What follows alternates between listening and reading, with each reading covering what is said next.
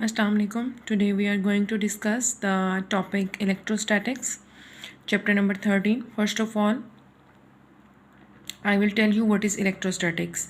In electrostatics, we are studying about electric charges which are at rest, which are in static position. First, we are going to discuss the topic electrostatic induction. What is electrostatic induction?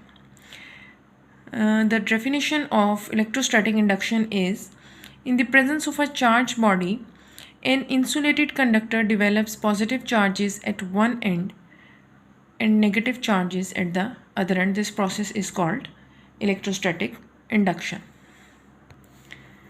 I will tell you some properties of charges. First of all, charge is a basic property of a material body due to which it attracts or repel other object. These charges are produced due to the friction between two surfaces. Like charges repel each other while unlike charges attract each other.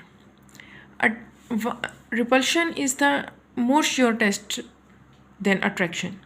If two bodies are placed close to other and we are not observing strong attraction, then it means that the two bodies attract each other. But repulsion can be clearly observed. As we know that as a whole, atom is a neutral body. On a neutral body, both positive and negative charges are present. If a charged body is brought close to an insulated conductor, the charges that are present and distributed uniformly on the insulated conductor in equal number of positive and negative charges. While we bring the charged rod close to the insulated conductor, the positive and negative charges separated on opposite faces.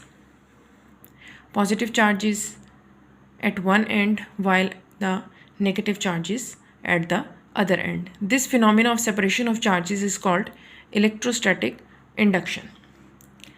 This can be proved by some activity. If we bring charged plastic rod near suspended neutral aluminium rod, both rods attract each other. This attraction between the charged and uncharged rod shows if both rods have unlike charges, but this is not true. Charged plastic rod produces displacement of positive and negative charges on the neutral aluminium rod, which is cause of attraction between them, but total charge on the aluminium rod is still zero. It implies that attraction is not the sure test of the charge on a body. Now we are going to discuss another activity in which we can clearly observe the electrostatic induction. Bring two metal spheres. These are the two metal spheres A and B, and fix them on insulated stands such that they can touch each other. Now bring a positively charged rod near a sphere A. One is named as A and the other one is B. This is A, B, and in the fourth condition it is A and it is B. Now bring a positively charged rod near sphere A as shown. Rod will attract negative charges on the sphere A and positive charges induced at the other end. If this phenomena is called the electrostatic induction. Rod will attract negative charges towards and repel positive charges away from it. Negative charges will appear on the left surface of the sphere A, which is close to the rod, while positive charges will appear on the right surface of the sphere B. Now separate the spheres while the rod is still near the sphere A.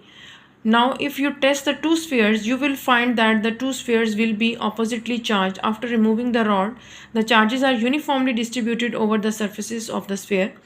In this process, an equal and opposite charges appear on each metal surface. This is called charging by induction. Basically, these are the two spheres. These two spheres are neutral. Positive and negative charges in equal amount are present on both charges. If we bring a positively charged rod close near to the sphere A, negatively charged particles are induced on sphere A and positive charges move away from the positively charged rod. This phenomena is called the electrostatic induction, in which positive charges develop at one end and the negative charges develop at the other end. In case if we bring the negatively charged rod, then the positive charges will appear on sphere A and the negative charges will be repelled on the sphere B. Now if we want to charge these spheres, then the rod should be placed near the sphere A and we should separate these two spheres. First we have to separate these spheres, then we have to separate the charge rod. Then all the positive charges will remain on sphere A and all the positive charges will remain on sphere B. Sphere A is positively charged and negatively charged, and the sphere B is now positively charged. This phenomena is called the charging by induction phenomena. The next topic is Coulomb's law. This is much more important topic. As we all know that there are two forces between the charges.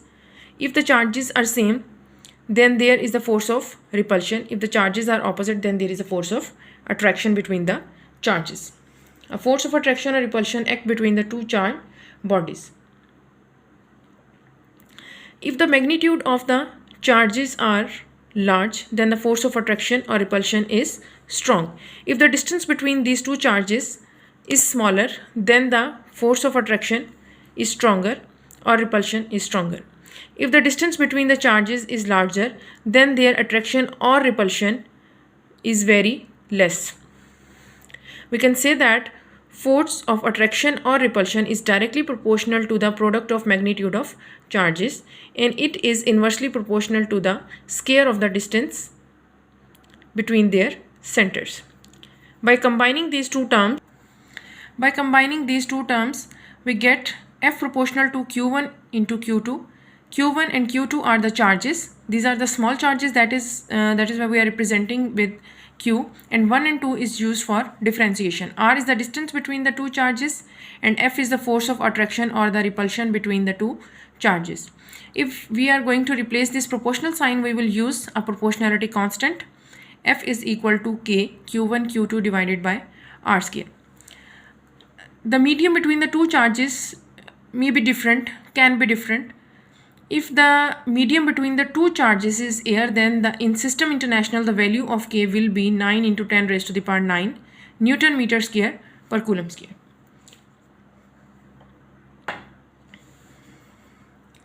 A French scientist, Charles Coulomb, in 1785 experimentally established the fundamental law of electric force between two stationary charged particles. That is why it is named as Coulomb's law.